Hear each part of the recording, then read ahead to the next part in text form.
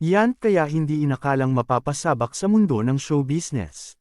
Growing up as a kid, I came from a family na business-oriented talaga. It's more of like showbiz yung nakakagulat na pinasok ko. Kasi it wasn't in my plans. Di naman ako kagwapuhan dati. For me it was a far-fetched. Yung acting, pagbabahagi ni David sa TikTok account ng School of Discord. Mahigit 10 taon ng aktibo ang binata sa industriya kaya nakapagpundar na rin ng ilang negosyo. Bukod sa ilang restaurants ay mayroon na ring sariling construction company si David. I feel like showbiz kasi is an industry na you never know kung kailan ka pwedeng mawala. Di mo alam kung may show ka, kung magkakaroon ka ng endorsements. Next thing you know, may bagong David Licauco, di ba? I think it's wise to invest your money in business, giit ng aktor.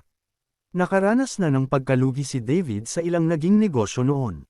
Hindi nagtagumpay ang aktor sa kanyang boxing gym, fast food franchise at milk tea shop. Para kay David ay hindi kailangang sumuko sa tuwing nalulugi ang isang negosyo. Failure does not define us.